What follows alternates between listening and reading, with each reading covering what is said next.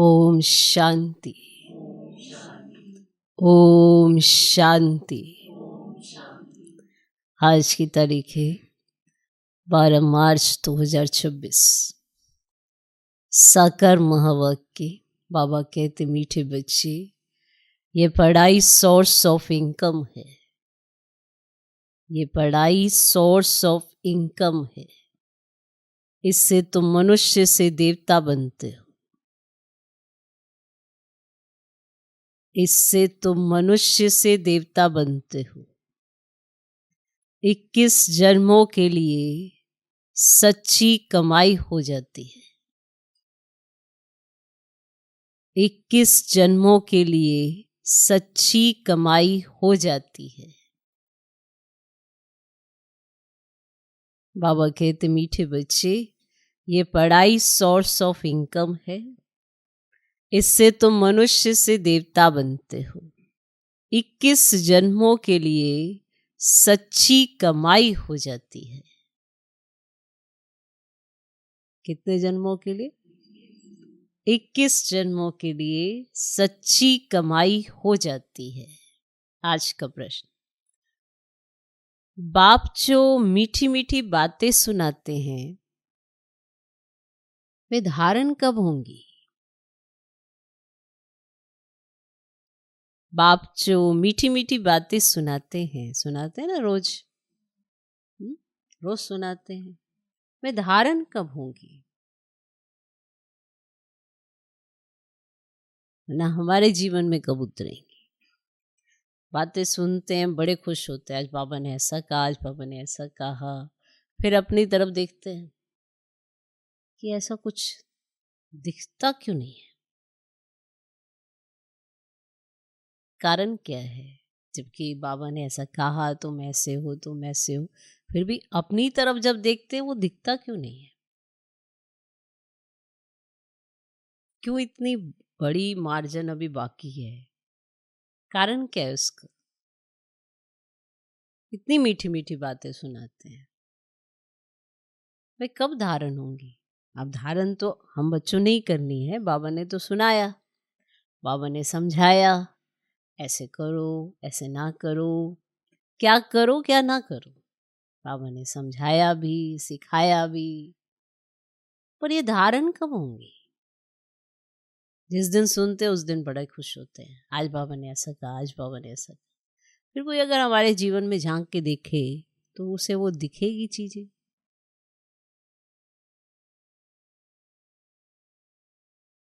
क्योंकि जब तक धारणा नहीं होगी दिखेगी नहीं।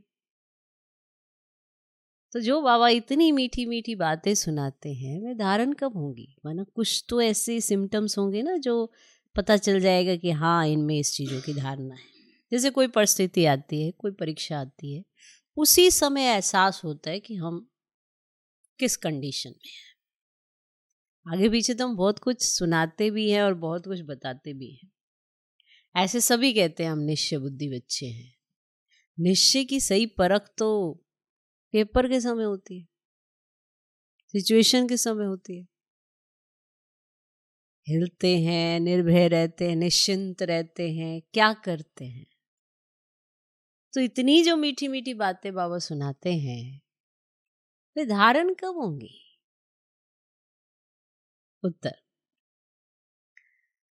जब बुद्धि पर परमत व मनमत का प्रभाव नहीं होगा। जब बुद्धि पर परमत व मनमत का प्रभाव नहीं होगा। जो बच्चे सुनी सुनाई बातों पर चलते हैं, जो बच्चे सुनी सुनाई बातों पर चलते हैं, उनकी बुद्धि में धारणा हो नहीं सकती। उनकी बुद्धि में धारणा हो नहीं सकती सिवाय ज्ञान के। और कुछ भी कोई सुनाता है सिवाय ज्ञान के, और कोई कुछ भी सुनाता है तो वह जैसे दुश्मन है।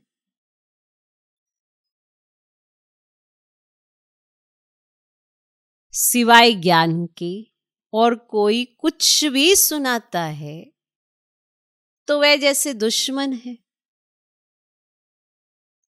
झूठी बातें सुनाने वाले बहुत हैं।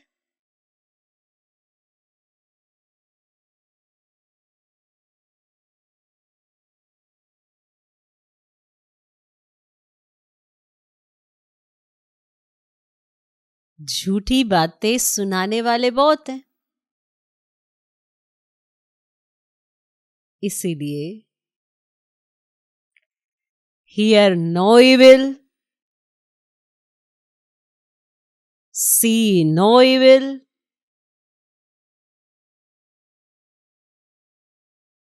मनुष्य से देवता बनने के लिए एक बाप की श्रीमत पर ही चलना है।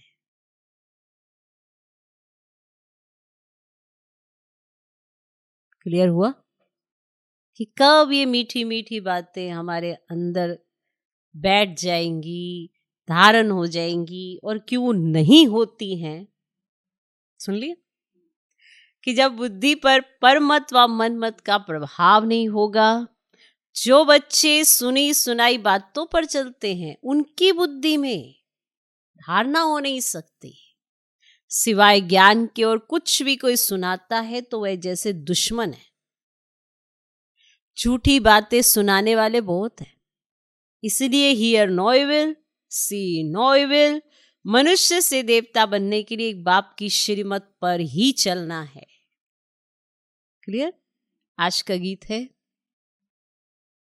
हमारे तीर्थ न्यारे हैं।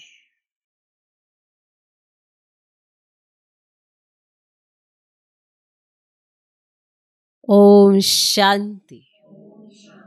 इस गीत में जैसे कि अपनी महिमा करते हैं। अपनी महिमा वास्तव में की नहीं जाती है।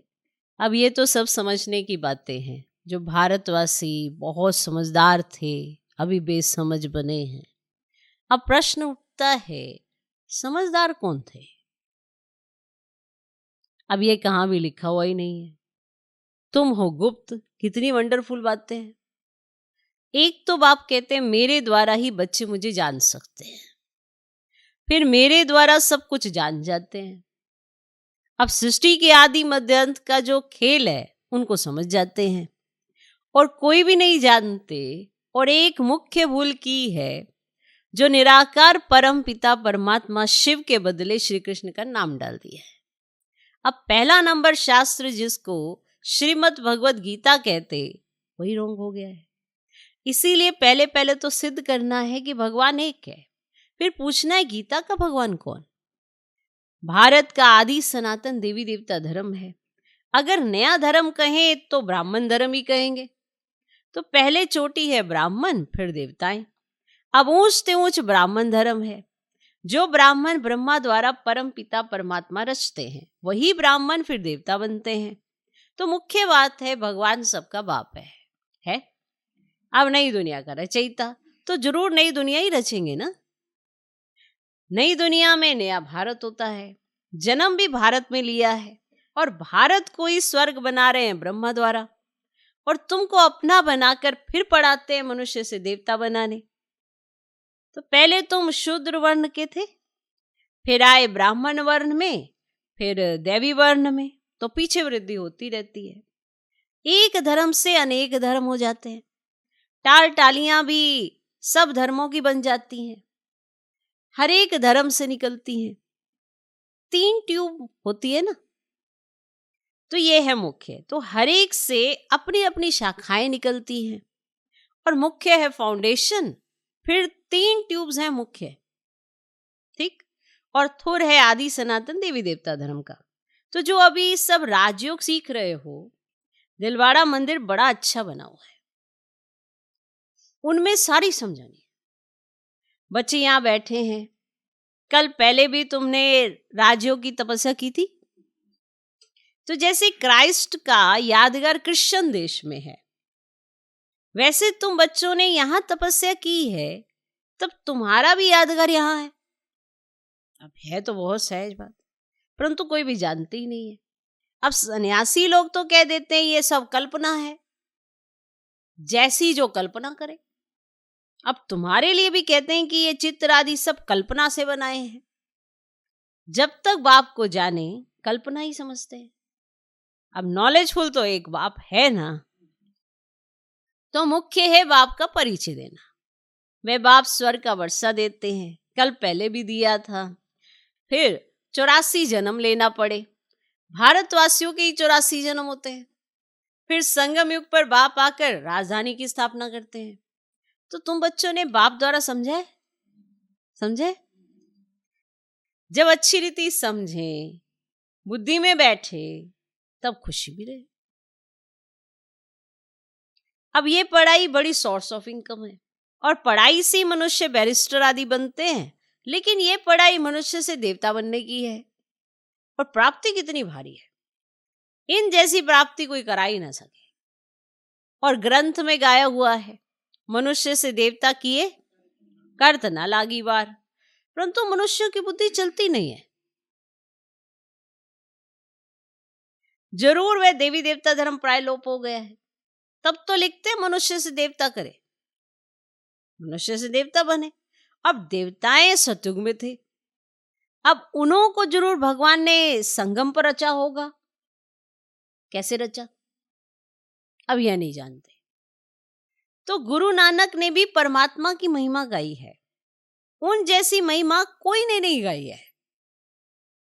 इसीलिए ग्रंथ को भारत में पढ़ते हैं। गुरु नानक का कलयुग में अवतार होता है। अब वह है धर्म स्थापक। राजाई तो पीछे हुई है, अब बाप ने तो ये देवी देवता धर्म स्थापन किया है। वास्तव में नई दुनिया ब्राह्मणों की ही कहें। अब चोटी भल ब्राह्मणों की है, परंतु राजधानी देवी देवताओं से शुरू होती है। क्लियर हुआ? नई दुनिया तो ब्राह्मणों की कहेंगे, पर चोटी है, लेकिन राजधानी ब्राह्मणों से नहीं शुरू होती है, वो होती है देवी देवताओं से शुरू। तुम ब्राह्मण रचे हुए हो, तुम्हारी राजधानी नहीं है? नहीं है। तुम अपने लिए राजधानी स्थापन करते हो। बड़ी वंडरफुल बातें हैं। नई दुनिया शुरू ब्राह्मणों से हो रही है, ऐसे ही है ना। पर नई दुनिया में राजधानी चाहिए, पर राजधानी तुम्हारे से नहीं है। बड़ी वंडरफुल बात है। मनुष्य तो कुछ नहीं जानते। पहले पहले अपने को मालूम हुआ तो अपने द्वारा दूसरों को मालूम होता है। और तुम शूद्र से ब्राह्मण बने हो। ब्रह्मा को भी अभी बाप द्वारा मालूम पड़ता है। एक को बताया तो बच्चों को भी बताना होता है। उनके तन द्वारा तुम बच्चों को बैठ समझाते हैं। ये है अनुभव की बातें। अब शास्त्रों में तो कोई कुछ भी समझ ही ना सके, अब शास्त्रों से तो कोई कुछ भी समझ ना सके। और बाप कहते सारे कल्प में एक ही बार मैं ऐसे ही आकर समझाता हूं और अनेक धर्मों का विनाश, एक धर्म की स्थापना कराता हूं। ये 5000 वर्ष का खेल है। तुम बच्चे जानते हो हमने 84 जन्म लिए हैं। और विष्णु की नाभि से ब्रह्मा दिखाते हैं। ब्रह्मा और विष्णु ये किसके बच्चे हैं? दोनों बच्चे ठहरे शिव के। और वह है रचयिता, वह रचना। तो इन बातों को कोई समझ ही ना सके। बिल्कुल नई बात है। बाबा भी कहते हैं ये नई बातें हैं। बाबा खुद कहते हैं क्या, ये नई बातें हैं। कोई शास्त्रों में ये बातें हो ना सके। ज्ञान का सागर बाप है, वही गीता का भगवान है। और भक्ति मार्ग में शिव जयंती भी मनाते हैं और सत्युग त्रेता में नहीं मनाते क्या? तो जरूर संगम पर ही आते होंगे। तो ये बातें तुम समझते जाते हो और समझाते रहते हो।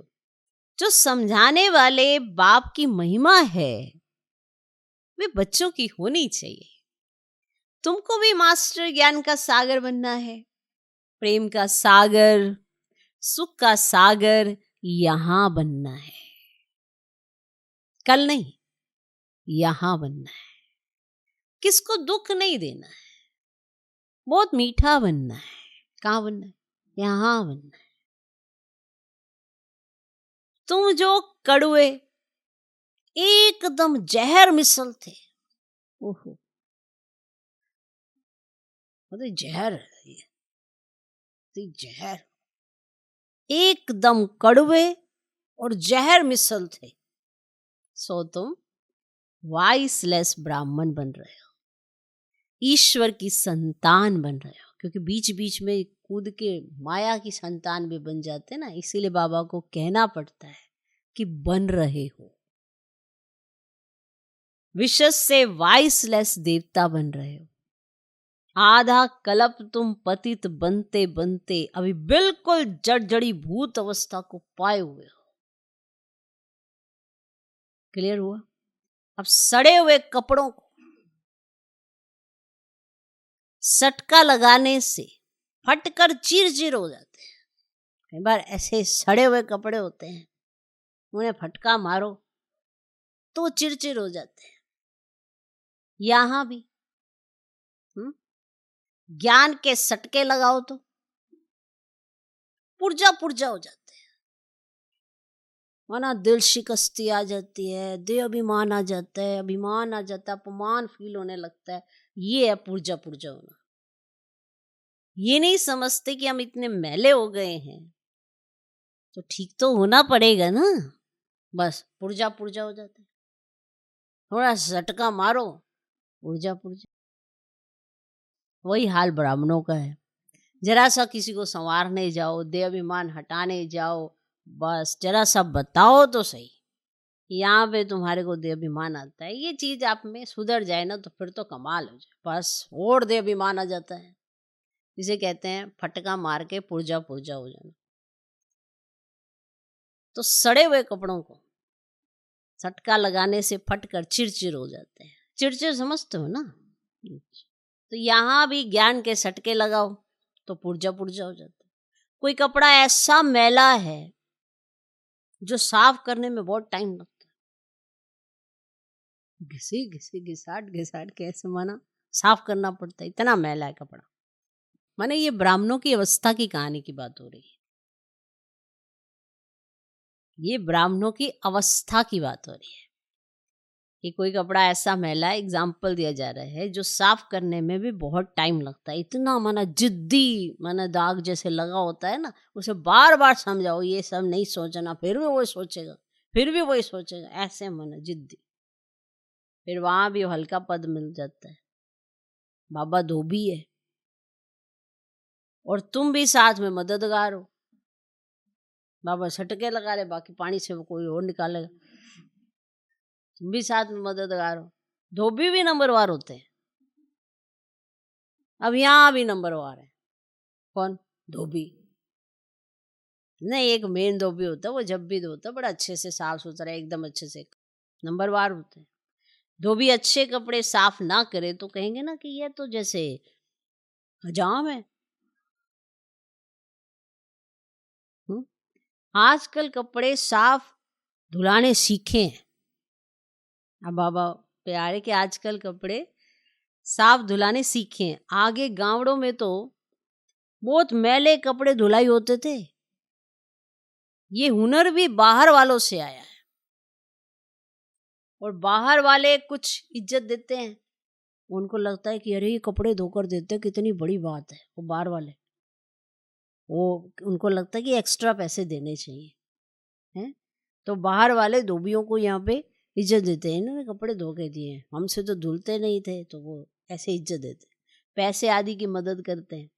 जानते हैं ये बहुत बड़ी बिरादरी वाले हैं और अब नीचे गिरे हैं। अब गिरने वालों पर तरस पड़ता है ना, माना जो पहले बहुत ऊंच बिरादरी का हो और एकदम से गिर जाए तो फिर नेचुरली सबको एक सिंपैथी आती है ना, उससे रहम आता है कि देखो ये पहले क्या थे और अभी देखो क्या हो गए, तो तरस पड़ता है। तो बाप कहते तुमको कितना धनवान बनाया था, माया ने क्या हालत कर दी है। तो बाप कहते तुमको कितना धनवान बनाया था, माया ने क्या हालत कर दी है। तुम अभी समझते हो विजय माला के थे, ऐसा महसूस होता है कि हम विजय माला के थे, फिर 84 जन्म ले क्या जाकर बने, वंडर है ना। तुम समझा सकते हो, तुम भारतवासी तो स्वर्गवासी थे और भारत ही स्वर्ग था, फिर नीचे गिरते गिरते नरकवासी भी बनना पड़े। अब बाप कहते पवित्र बन, स्वर्गवासी बनो, मन मना भव। शिव भगवान उवाच मामेकम याद करो। तो याद की यात्रा से तुम्हारे सब पाप नष्ट हो जाएंगे।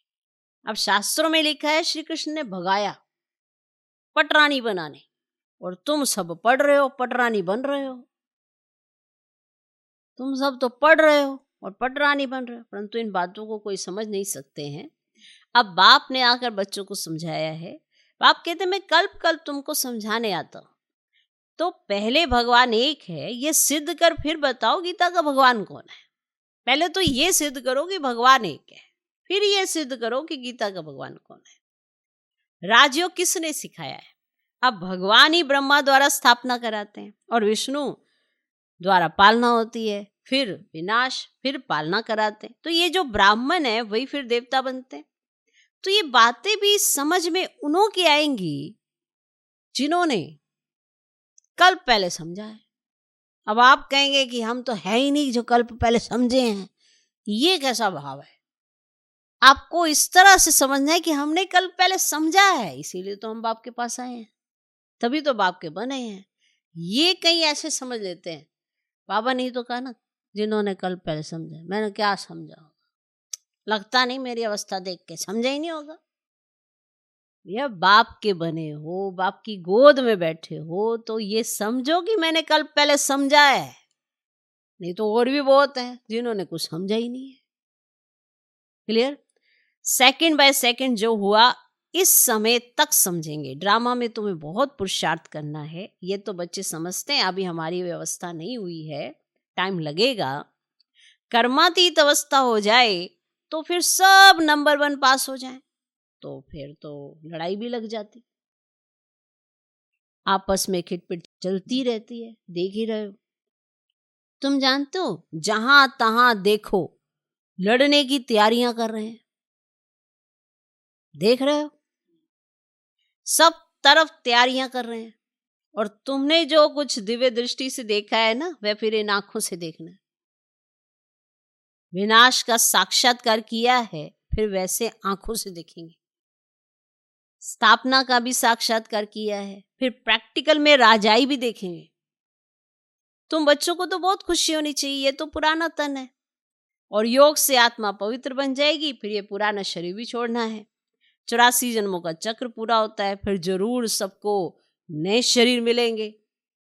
तो ये भी समझने की बहुत सहज बातें हैं, समझा भी सकते हैं। कलयुग के बाद सतयुग जरूर होगा, अनेक धर्मों का विनाश जरूर होगा, फिर आदि सनातन देवी देवता धर्म की स्थापना अर्थ बाप को आना पड़े। तो अभी तुम ब्राह्मण बने हो देवता बनने के लिए, तो दूसरे कोई हो ना सके। तुम जानते हो शिव बाबा के बने हैं। शिव बाबा हमको वर्षा दे रहे हैं। शिव जयंती माना ही भारत को वर्षा मिला। शिव बाबा आया, क्या आकर किया? इस्लामी बोधि आदि ने तो आकर अपना धर्म स्थापन किया, बाप ने आकर क्या किया? तो जरूर स्वर्ग की स्थापना की। कैसे स्थापना की, कैसे स्थापना होती है, सो तुम अभी जानते हो।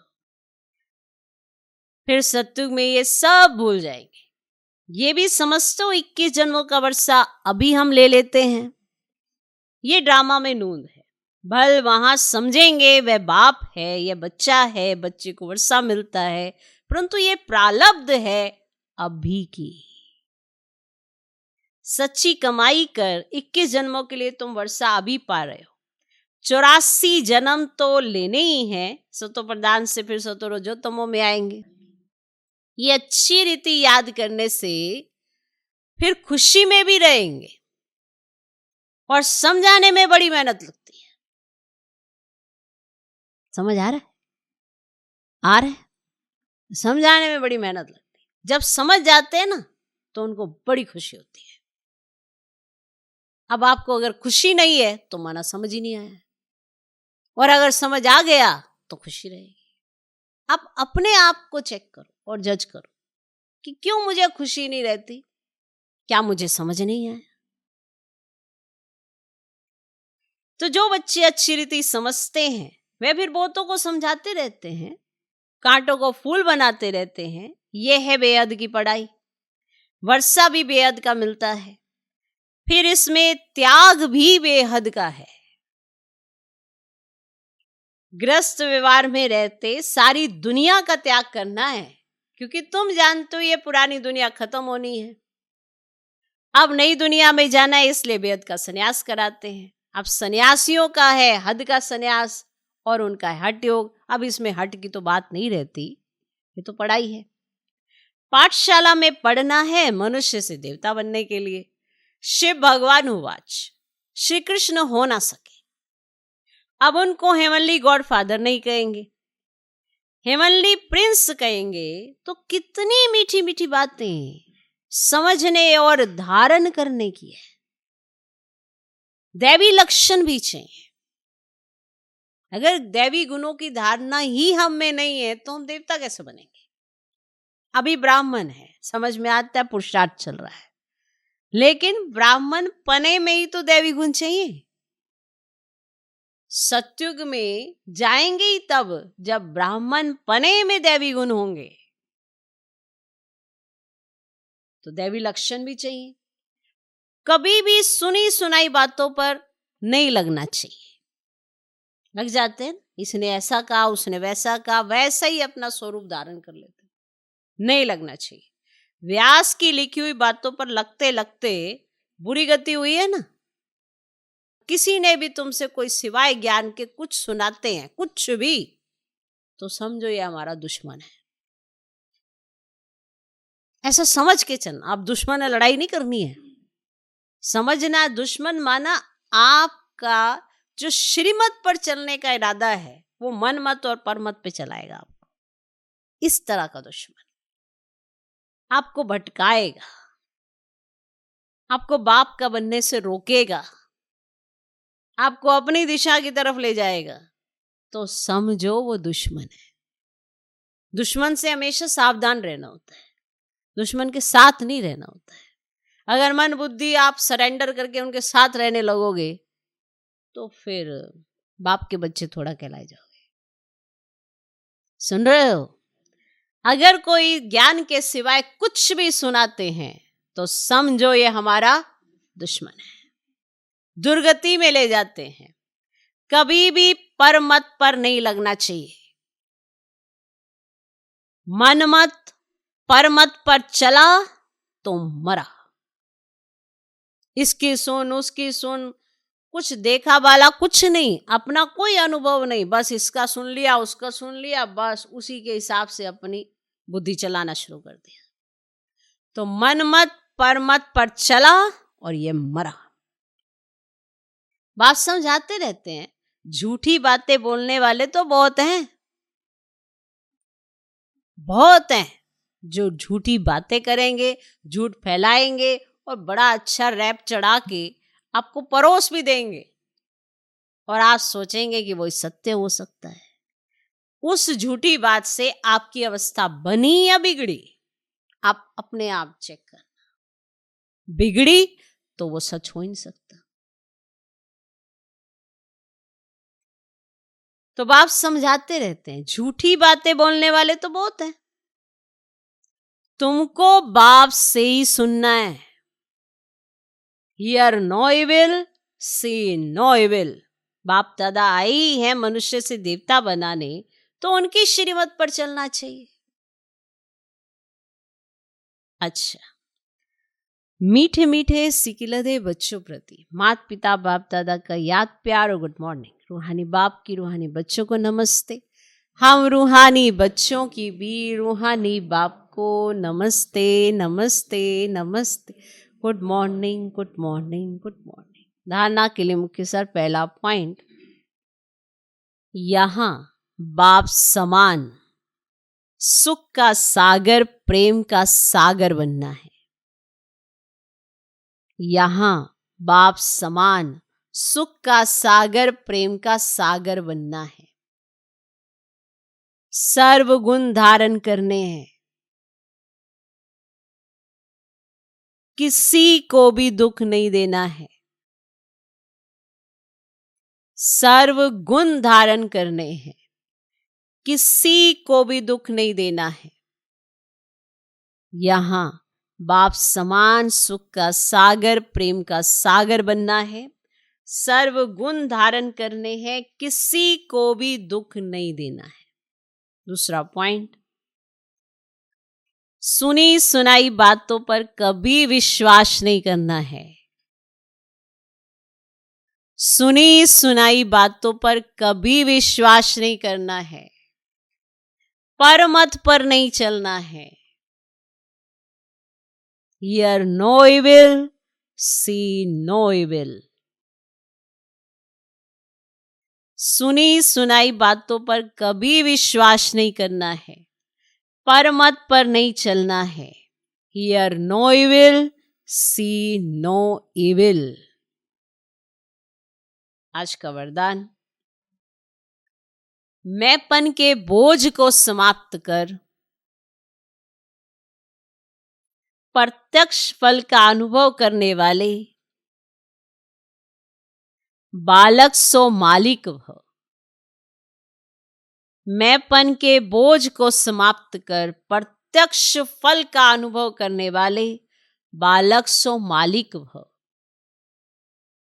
जब किसी भी प्रकार का मैंपन आता है तो बोझ सिर पर आ जाता है। किसी भी प्रकार का मैंपन तो बोझ सिर पर आ जाता है। लेकिन जब बाप ऑफर कर रहे हैं कि सब बोझ मुझे दे दो, आप सिर्फ नाचो उड़ो, अपना सारा बोझ मुझको दे दो, आप सिर्फ नाचो उड़ो, फिर ये क्वेश्चन क्यों कि सर्विस कैसे होगी, भाषण कैसे करेंगे? आप सिर्फ निमित्त समझकर कनेक्शन पावर हाउस से जोड़कर बैठ जाओ। सिर्फ अपने आप को निमित्त समझकर और कनेक्शन पावर हाउस से जोड़कर बैठ जाओ। दिल शिकस्त नहीं बनो तो बाप दादा सब कुछ स्वतः करा देंगे। तो बाप दादा सब कुछ स्वतः ही करा देंगे। बालक सो मालिक समझकर श्रेष्ठ स्टेज पर स्थित रहो तो प्रत्यक्ष फल की अनुभूति करते रहेंगे। आज का स्लोगन, ज्ञान दान के साथ साथ गुण दान करो तो सफलता मिलती रहेगी। ज्ञान दान के साथ साथ गुण दान करो तो सफलता मिलती रहेगी। यह अव्यक्त इशारे निश्चय के फाउंडेशन को मजबूत कर सदा निर्भय और निश्चिंत रहो। कैसी भी कड़ी परिस्थिति हो, लेकिन खेल समझने से कड़ी समस्या भी हल्की बन जाती है। कई बच्चों में हिम्मत है, इसीलिए कोई भी बात होती है तो कहते हैं हाँ करेंगे, सोचेंगे। हिम्मत तो है लेकिन फेथ नहीं है। फेथफुल के बोल ऐसे नहीं होते, हाँ देखेंगे, सोचेंगे, करेंगे। फेथफुल के बोल ऐसे नहीं होते। फेथफुल का अर्थ ही है मन वचन कर्म हर बात में निश्चय बुद्धि। मन वचन कर्म हर बात में निश्चय बुद्धि। उनके मुख से कभी हिम्मतहीन बनाने वाले शब्द नहीं निकल सकते।